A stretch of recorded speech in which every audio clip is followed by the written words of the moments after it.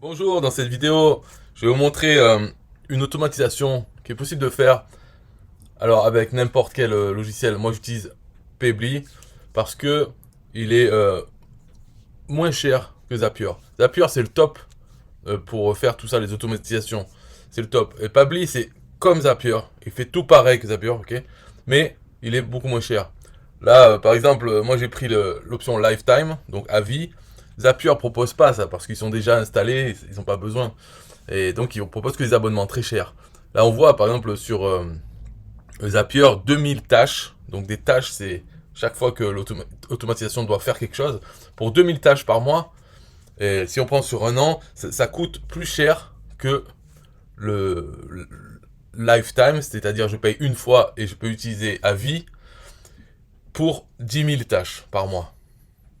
Donc Zapier coûte plus cher pour 2000 tâches que l'autre pour 10 000 tâches par mois et à vie. L'autre, Zapier c'est pour un an, l'autre c'est à vie et il est quand même moins cher. Bon, enfin bref, donc c'est évident qu'on prend Pabbly. Après on pourrait se dire oui mais la qualité est pas la même. Non, ne vous inquiétez pas, de toute façon, là l'équipe de développeurs de Pabbly, ils font pas que ce logiciel, c'est des Indiens. Les Indiens c'est des développeurs, ils sont très bons en maths et de toute façon les entreprises américaines, tout ça, ils emploient des Indiens. Soit ils les font venir aux États-Unis pour les meilleurs, ou bien ils délocalisent, en tout cas je sais pas comment on appelle ça là, mais ils payent les développeurs indiens pour leur faire leur logiciel. Donc les logiciels qu'on utilise, Google, tout ça, c'est aussi développé en partie par des Indiens. Donc ils sont très bons, on va pas dire c'est bidon parce que c'est des Indiens. Faux. Enfin bref, donc de toute façon j'ai testé et ça marche très bien. Et là, dans ce tutoriel, je voulais juste montrer un exemple d'utilisation que j'ai fait. Donc attention parce que ça, c'est quoi le but de cette automatisation? C'est pour promouvoir ma page de capture email. Parce que capturer les emails c'est très important, c'est l'objectif numéro un. Donc ce que j'ai pensé c'est, j'ai déjà une page de capture qui capture des emails tous les jours. Mais on va dire une poignée par jour. Alors, cette automatisation, ce qu'elle fait, c'est que toutes les fois qu'il y a 10 nouvelles personnes qui sont inscrites sur la page de capture, il va envoyer un message sur Facebook, sur tous mes groupes Facebook et ma page Facebook, un message disant, voilà, un tel, c'est les dernières personnes qui sont arrivées sur mon service ou ma liste. Et vous, quand est-ce que vous venez nous rejoindre? En mettant le lien de la page de capture. Voilà l'idée, toute simple, un peu bête, mais c'est pour attendre qu'il y ait 10 personnes pour pouvoir afficher les 10 prénoms de ces personnes dans un message Facebook sur les groupes et nos pages. Voilà l'idée, c'est pour faire une boucle. Au plus il y a de gens qui vont s'inscrire, au plus souvent il y aura ces messages qui seront envoyés sur les groupes pour les restes des membres. Parce qu'il y a toujours des gens qui lisent et qui ne vont pas s'inscrire. Et bien voilà. Et de toute façon c'est une automatisation, c'est fait sans qu'on y pense. Donc c'est très bien. Et pour faire ça, bien sûr, on ne peut pas le faire avec System.io. System.io, c'est ce que j'utilise pour capturer les emails. J'utilise aussi Builderall. On peut le faire avec Builderall, on peut le faire avec System.io. Donc je vais montrer les éléments qu'il y a pour faire ça, si vous voulez le refaire. Donc les éléments qu'il y a, c'est dans System.io, sur la page merci, donc les gens s'inscrivent sur la page de capture, ils arrivent sur la page merci. Donc là-dedans, dans les règles d'automatisation, j'ai fait comme déclencheur, la page est visitée. Se produit quand une personne visite une certaine page. Donc, là-dedans, qu'est-ce qu'il fait quand quelqu'un arrive? Il appelle un webhook. C'est le webhook de Pabbly. C'est-à-dire que quand la personne arrive, ça va appeler le Pabbly en fournissant des informations. Et c'est des informations sur le contact System.io. Donc, la page, la règle, elle ne peut donner des informations sur le contact que si elle les a. Donc c'est dans quel cadre? C'est par exemple, si ça vient juste après une page de capture, là, System.io connaît la personne, sait l'email qu'elle a mis, et ça a créé un contact, donc elle sait que cette personne est un contact. Donc elle peut envoyer des informations sur le webhook.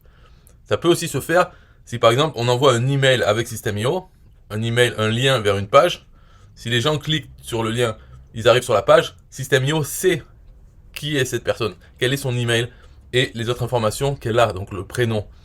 Et elle peut donc le passer au webhook.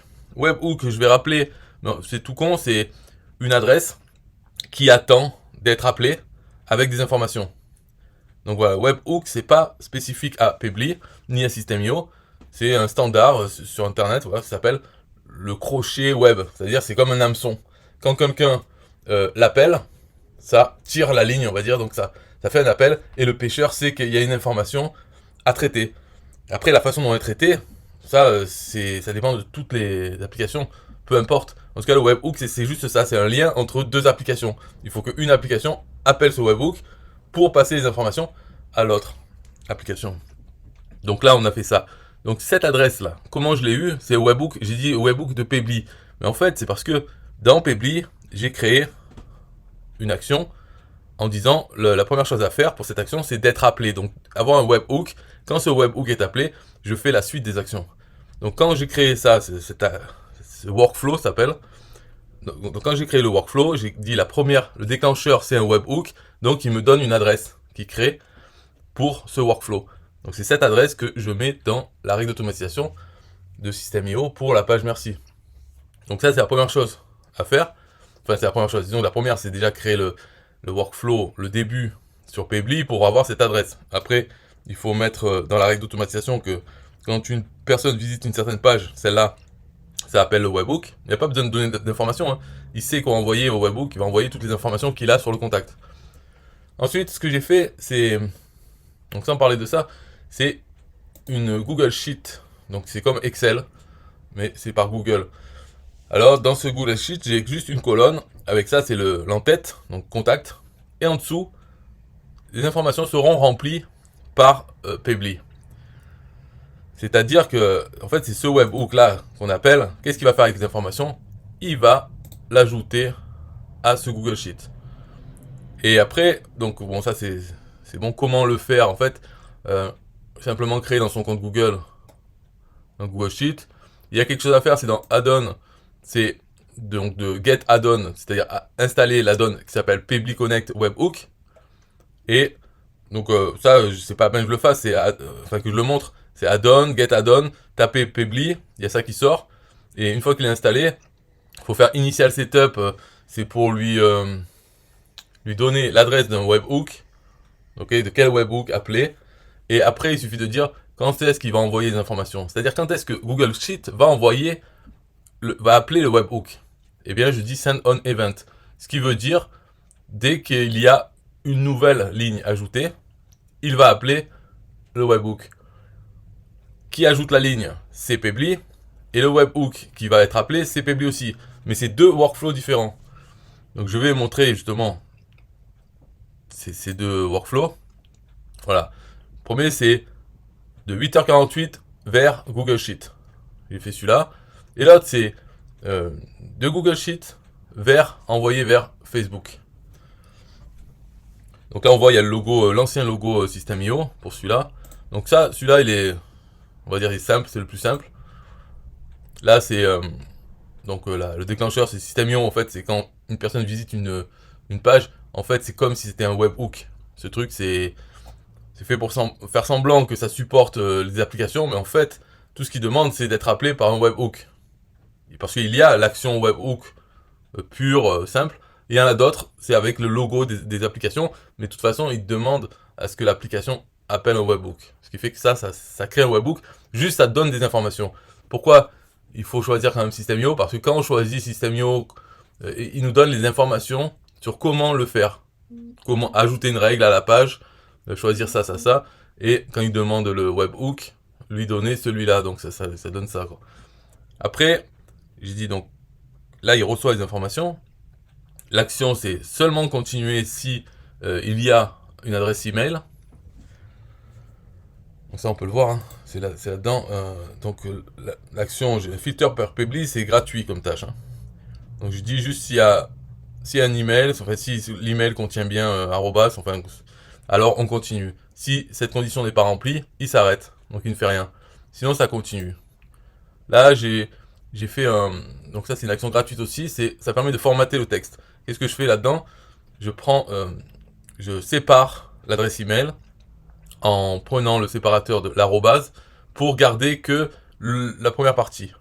En fait, pourquoi je fais ça? C'est parce que moi, dans mes pages de capture, je ne capture pas le prénom. Je demande toujours l'adresse email.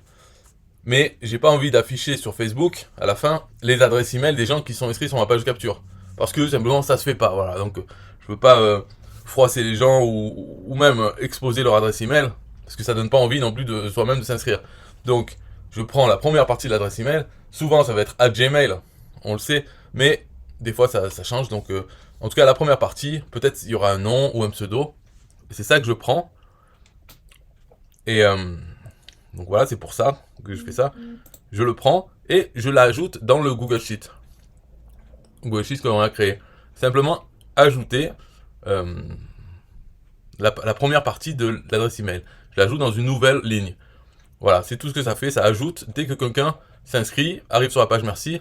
Voilà, ça nettoie son adresse email, disons que ça enlève la fin, et ça l'ajoute au Google Sheet. Et c'est tout ce que ça fait. La suite, elle se fait parce que dans le dans le Google Sheet, il y a cette règle là. Je vais remontrer parce que là ça commence à être compliqué. Là-dedans, donc ça ajoute ça.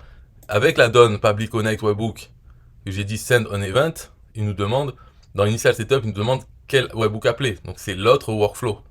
Et ça, cet autre workflow, il sera appelé à chaque fois qu'il y a une nouvelle ligne affichée. Mais moi, ce que je veux, c'est seulement quand il y a 10 nouveaux, quand c'est rempli les 10, je veux utiliser ces informations. Donc ce que l'autre webhook va faire, quand il reçoit, il est appelé, eh bien il va regarder dans le Google Sheet, est-ce qu'il y a 10 nouveaux? S'il y en a moins, il ne fait rien. S'il y en a 10, il prend les 10 noms, il va composer le message, l'envoyer sur Facebook, et il va effacer les 10 lignes. Pour que la fois suivante, ça recommence à ajouter des emails jusqu'à ce qu'il y en ait 10.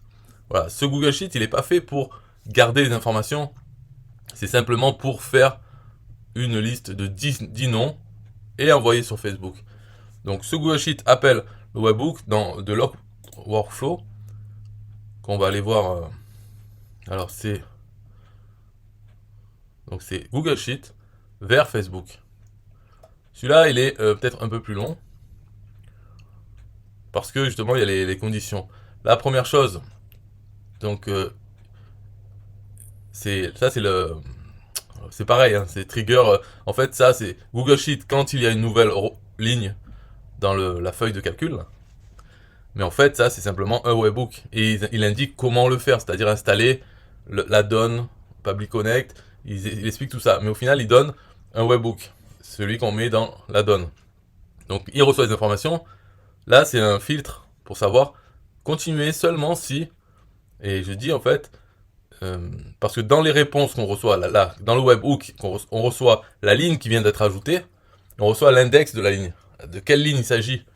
Donc, je veux juste dans la réponse, je dis si la ligne est bien la 11. Pourquoi la 11? Si j'en veux 10, c'est parce que la première ligne, c'est l'entête. C'est marqué contact. Voilà, ça contact, je veux pas le prendre. Donc pour qu'il y en ait 10 après, ça va arriver à la ligne 11. Si on est à la ligne 11, ça veut dire qu'il y a 10 noms.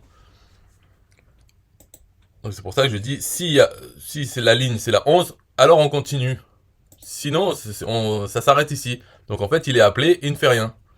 Mais par contre, si on est à la 11, alors l'action c'est, dans Google Sheet, prendre les lignes. Donc voilà, prendre les lignes sur cette feuille de A2 à A11.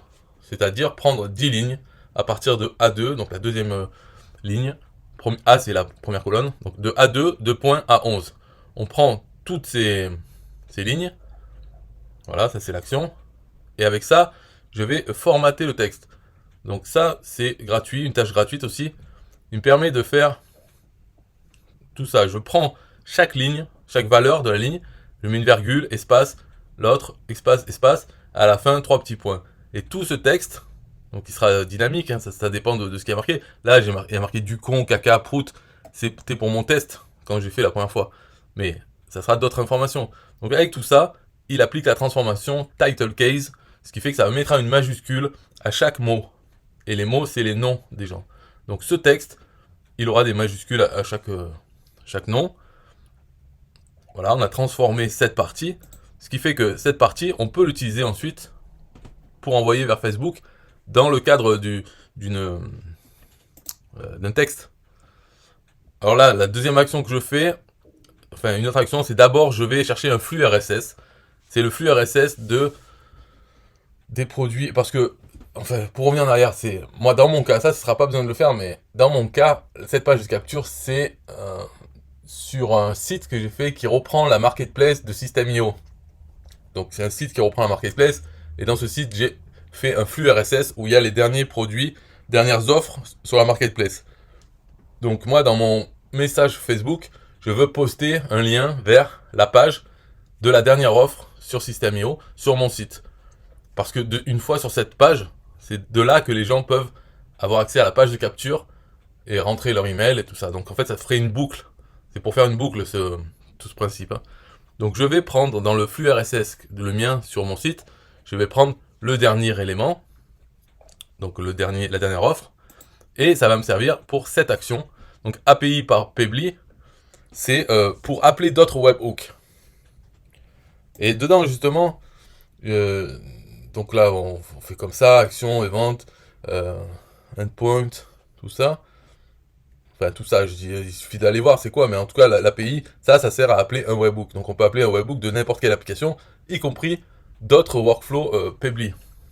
Et ce qu'il faut lui donner dans les datas, c'est un texte JSON. Donc il suffit de chercher sur Google le format JSON, et très simple, hein. C'est accolade ouvrante et fermante, et entre les deux, on met autant de champs qu'on veut, donc de champs avec leur valeur. Alors là, j'ai mis le champ description, donc entre guillemets, 2 points, et entre guillemets, la valeur de ce champ description. Ensuite, pour le passer au prochain champ, on met une virgule, et entre guillemets, on met le nom du prochain champ, 2 points, entre guillemets, la valeur du prochain champ qu'on veut. Et on pourrait continuer comme ça, virgule, guillemets pour le nom, 2 points, guillemets pour la valeur, virgule, virgule, voilà. Là, j'en ai mis que 2.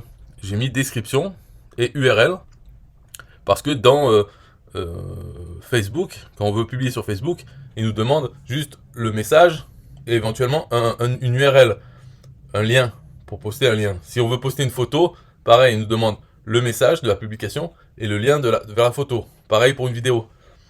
Donc, ici, je mets description et je compose mon texte.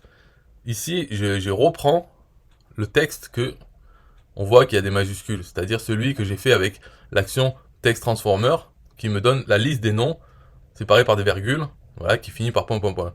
Donc je mets ça en première ligne. Slash inversé n, c'est pour retourner à la ligne, parce qu'on ne peut pas là-dedans mettre des sauts de ligne. Il faut les marquer en texte, et c'est ça, ce caractère pour faire un saut de ligne, c'est 1, 2, pour faire un espace quand même, entre les phrases. Voici les 10 dernières personnes à être passées par 8h48. Alors tous ces codes, c'est pas à vous de les mettre, parce que vous marquez la phrase comme vous voulez, et dès qu'il y a des accents, des lettres avec des accents ou autre, il va les transformer. Donc c'est pas important ça. Ensuite un saut de ligne. Alors, à qui le tour? Point d'interrogation. C'est tout. Et dans l'URL, je mets le premier élément du flux RSS de mon site. Donc ça va envoyer vers la dernière offre. Donc ça, c'est fini pour... Ah, oui, bon, enfin, je vais expliquer quand même. C'est comment ça se fait que ça poste sur Facebook. C'est parce que j'ai un autre workflow qui prend un webhook comme déclencheur, qui reçoit ces informations et qui va poster sur mes groupes Facebook. Je pourrais le montrer, mais il faut penser que dans Pebly, c'est quand même bien de faire ça. Si on a plusieurs groupes et si on n'a qu'une page, là, au lieu de faire tout ça, il suffit de prendre l'action, poster un message sur Facebook et de mettre sa page. Donc ça fera la même chose. Moi, j'ai fait un workflow exprès pour pouvoir publier parce que j'ai plusieurs groupes, plusieurs pages. Et donc j'ai tout mis, tous ces groupes, toutes ces pages, je les ai mis dans un workflow avec au début, il attend un webhook. Donc c'est comme une imprimante. Si l'imprimante est appelée, elle va imprimer sur Facebook, dans tous mes groupes et dans toutes mes pages. Voilà. C'est pour ça que ici j'ai encore API by Pebly qui permet d'appeler n'importe quoi. Un flux RSS, un autre workflow de Pebly, un workflow d'une autre application ou un autre lien. Enfin, peu importe. C'est juste pour appeler un lien, pour envoyer une information en tout cas. Voilà, donc API by Pebly, elle peut s'adapter à dès qu'il y a besoin d'aller chercher quelque chose ailleurs ou d'envoyer quelque chose ailleurs. Et la dernière action, c'est pour nettoyer le Google Sheet. Donc je dis delete row, c'est supprimer les lignes. Alors on choisit toujours la même. Et la façon de faire, c'est il faut dire à quelle ligne on commence. Donc là, je dis la 1. La 1, c'est l'entête. Comme on le voit ici, c'est l'entête. Mais il va pas supprimer la 1. En fait, quand on lui dit la 1, c'est à partir de la 1 jusqu'à quelle ligne. Et donc moi, je vais supprimer de 2 à 11. Donc en fait, je dis de la 1 jusqu'à la 11. Mais la 1 n'est pas supprimée. Si je voulais supprimer la 1, faudrait que je dise de 0, on se met bien au-dessus, jusqu'à 11, ça supprimerait tout. Mais moi, je veux garder l'entête. Parce que c'est obligatoire. D'ailleurs, pour utiliser Pebly, il faut avoir des entêtes. Donc la première ligne des feuilles de calcul et sheet, il faut toujours que ce soit une ligne d'entête. Ça permet dans Pebly d'avoir les noms des colonnes. Donc c'est plus facile pour nous pour dire je veux cette colonne, la valeur de cette colonne. Voilà, s'il n'y a pas les entêtes, de toute façon ça ne va pas marcher. Ou peut-être ça va marcher, mais ça sera que des A1, enfin des A, B, C, c'est les colonnes, quoi. Je ne sais pas, j'ai pas essayé, je préfère avoir la première ligne, c'est plus clair. Donc, ici, ça supprime de 1 à 11 les lignes. Ce qui fait que maintenant, la prochaine fois que quelqu'un s'inscrira, eh bien, ça va être ajouté à la première ligne vide, donc la ligne sur la ligne 2. Et ça va recommencer tout ce qu'on a vu là. Sinon, je peux montrer juste rapidement c'est quoi cette imprimante, ce workflow imprimante que j'ai fait ici. Tout simplement, il prend la première, c'est un webhook, et ensuite c'est que poster sur Facebook, sur ce groupe Facebook, poster sur ce groupe Facebook, poster, etc. Et à chaque fois, on voit, c'est donc poster message. Là, c'est sur ce groupe-là, donc on peut le choisir. Et le message, je mets toujours pareil. Je mets la description qui vient du webhook. Hein, donc là, dans cette application, on peut mettre des sauts à la ligne directement dans le message. C'est dans l'autre, quand on envoie un webhook, qu'on est obligé de mettre les caractères. Ici, on peut mettre les retours à la ligne. Et je marque toujours, donc peu importe la description qui arrive, je marque toujours publication envoyée automatiquement avec Pebly Connect. Deux points, et j'ai un lien. En fait, ce lien, c'est parce que Pebly Connect, il est vendu en affiliation, comme plein d'autres logiciels produits. Donc je me suis dit, cette imprimante, elle va publier sur le groupe. En plus du message, elle fera de la publicité pour Pebly Connect avec mon lien affilié. Donc sur cette page, j'ai mis mes liens affiliés, quoi, une fois qu'on arrive dessus. Et dans le lien, j'ai mis l'URL qui vient du webhook. Voilà, et ça c'est les mêmes pour tous les groupes et les pages. Et si je veux en rajouter à cette imprimante, ben, je rajouterai ici. Ça fait que ça centralise pour cette fonctionnalité d'envoyer sur Facebook. J'ai un seul workflow, et depuis mes autres workflows, j'ai juste à appeler celui-là. J'ai pas besoin à chaque fois de refaire ces actions. Voilà, c'était le but pour ça. Donc maintenant, ce tutoriel est fini. Si vous avez des questions sur des choses que j'ai pu oublier ou que je suis pas rentré dans les détails, vous pouvez poser des questions. Et si vous voulez prendre Pebly, au lieu de, si vous êtes déjà Zapier ou autre, vous pouvez y aller, parce que moi au début j'ai pris, donc là j'ai le lifetime, et j'ai pris 2 fois le lifetime, parce que lifetime c'est 10 000 par mois, et moi j'ai pris 2 fois, donc j'ai 20 000 par mois.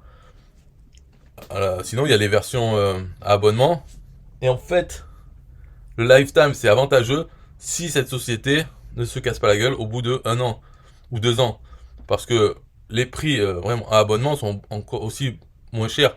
Donc par exemple mon lifetime, je peux dire que j'économiserai à partir de dans 3 ans peut-être. Plutôt que de payer chaque mois, dans 3 ans, j'aurai dépensé ce que j'ai dépensé en une fois en lifetime. Mais donc voilà, je compte sur le fait qu'ils seront encore là dans 3 ans, et après ça me coûtera plus rien, ça me coûtera moins cher que de continuer à payer chez eux. Voilà, bon, mais bon, tout ça, on s'en fout un peu. Là, ce qui est intéressant, c'est les tâches, et aussi le fait qu'on le voit là, il y a tâches consommées et tâches gratuites consommées. Parce que dans Zapier, je crois hein, que c'est chaque tâche, ça compte pour 1. Quand on a 10 000 ou 20 000 tâches, ça veut pas dire qu'on peut envoyer, par exemple, 10 000 fois par mois sur Facebook. Parce que juste envoyer sur Facebook 1, ça c'est une tâche, et payante. Mais avant d'envoyer, il faut qu'il y ait qu'on fasse des actions. Par exemple, voilà, si on prend celui-là de workflow, on va voir que là c'est gratuit, donc à chaque fois qu'ici il y a marqué free task, ça veut dire que c'est une tâche gratuite. Mais ici, voilà, get row, c'est-à-dire aller prendre les lignes, ça c'est payant, donc ça fait une tâche. Aller chercher le flux RSS, c'est une tâche payante. Envoyer à l'imprimante, mon workflow imprimante, c'est une tâche. Et supprimer les lignes, c'est une tâche. Donc ça fait plusieurs tâches. Ça, c'est les gratuites, ok, mais ce workflow, à chaque fois que s'exécute, ça me fait plusieurs tâches. C'est pour ça qu'ici, j'ai mis une action filtre pour lui dire de ne pas continuer. Il faut le mettre assez haut parce que là, si par exemple, si on arrive, la condition c'était que on soit bien sur la ligne 11. Enfin, voilà, la ligne 11. Donc ça, c'était pour savoir s'il y en avait 10. Bon, déjà, j'ai pas envie de continuer, j'ai pas envie d'aller prendre les lignes. C'est pour ça que j'ai fait ça, parce que sinon, j'aurais pu, bon, hop, dès qu'on est appelé, j'aurais pu aller voir le nombre de lignes, est-ce que j'en ai assez, etc. Mais ça aurait coûté une action. Alors que de dire, est-ce que l'index qu'on reçoit, est-ce que l'index est 11? Si oui, c'est qu'on est déjà, on est déjà à 10, donc il faut continuer. Sinon, c'est pas la peine. Et là, ça coûte rien dans ce cas-là. Bon, après, on peut se dire avec 10 000 par mois ou 20 000 par mois, c'est pas la peine de se poser ces questions. Mais c'est pas mal d'optimiser quand même chaque workflow. Parce que là, c'est le début, je consomme pas grand-chose. Mais après, normalement, ça va envoyer. Je ferai peut-être une autre vidéo pour montrer d'autres utilisations. Parce que ça, c'est un peu gadget, on va dire. Je reconnais. C'est bon, quelqu'un s'inscrit, on va publier au bout de 10, on va publier sur Facebook, comme quoi il y a 10 qui sont inscrits. Et on va les envoyer, d'autres s'inscrire. D'accord. Mais on pourrait s'en passer, quoi. On vit très bien sans. Mais il y a d'autres choses à faire avec ça, assez fou, sans coder. Par exemple, je donne un exemple, je ferai une vidéo là sur le sujet, c'est on peut faire que les gens remplissent un Google Form, ils mettent leur nom, leur email, d'autres informations, et ils envoient, et ils vont recevoir par email un PDF avec inscrit leur nom, leur email, tout ça, à l'intérieur d'un document. C'est-à-dire un document déjà prêt, mais personnalisé pour eux. Et ça en quelques secondes, ils rentrent dans un Google Form, ils rentrent des informations, ils appuient sur envoyer, ils vont dans leur email, ils ont un PDF. Tout ça sans coder et sans site, juste en utilisant Pabbly et les outils Google, c'est-à-dire son compte Google Form, Google Sheet, Google Docs, et voilà, et Google Drive aussi. En faisant tout ça, il y a une automatisation à faire qui permet ça pourrait être par exemple pour vendre, on peut vendre un PDF, enfin un e-book personnalisé pour la personne. Donc elle achète et soit on l'envoie sur la page merci de votre achat, on l'envoie sur Google Form, ou bien avec les informations déjà qu'on a avec la vente, sans qu'elle fasse rien de plus, elle va recevoir un email avec ce PDF personnalisé qu'elle a acheté, quoi. Tout ça, on peut le faire avec Pabbly et facilement, sans coder, sans avoir un site, sans héberger des documents ou autre, seulement avec un compte Google et Pabbly. Donc dans une prochaine vidéo, peut-être, enfin si vous la trouvez, hein, mais moi je vais la faire, mais peut-être vous le verrez, vous pourrez parler de ça. Sinon, allez sur la page, ma page de promotion où il y a mes liens affiliés pour prendre Pabbly. Si vous prenez Pabbly sous moi, c'est-à-dire que je touche une commission sur votre achat, et je serai plus enclin à vous aider à démarrer et à utiliser Pabbly pour ce que vous voulez faire. Peu importe ce que c'est, là je commence à maîtriser quand même. De toute façon, on a vite fait le tour si on n'est pas bloqué sur des questions de logique, de programmation. Ce qui n'est pas mon cas d'être bloqué là-dessus, donc ça s'apprend très vite. Il est simple en fait le programme dans ce qu'il fait. C'est juste qu'il faut être rigoureux quand on le fait. Donc si vous avez des soucis à ce niveau-là, de la logique, la programmation, eh bien demandez-moi. Si vous avez passé par mon compte, par mon lien affilié, vous demandez comment je pourrais faire ça. Quelle est la façon la plus économique pour dépenser le moins d'actions, pour le faire plus rapidement, pour que ça marche, quoi. Et ça sera un challenge pour moi. Je pense que je le fais, quoi. Il y a d'autres choses que j'ai fait, par exemple répondre aux commentaires YouTube sur sa chaîne. Dès que quelqu'un met un commentaire, ça lui met une réponse en commentaire avec un lien vers mon site. Et en plus, ça poste sur Facebook le fait que quelqu'un a posté un commentaire sur cette vidéo avec le lien. Ma chaîne c'est là, abonnez-vous. Qu'est-ce que vous en pensez? C'est pour amener à plus de gens. Dès que quelqu'un poste un commentaire sur une vidéo sur ma chaîne, ça alerte tous mes comptes Facebook, enfin mes groupes Facebook, pour leur dire et pour rappeler aussi, pour envoyer un lien vers cette vidéo YouTube. Donc ça pourra générer plus de commentaires, ce qui fera plus de messages, etc. C'est pour ça que 10 000 tâches ou 20 000 tâches, c'est pas trop à terme quand c'est bien utilisé. Bye bye.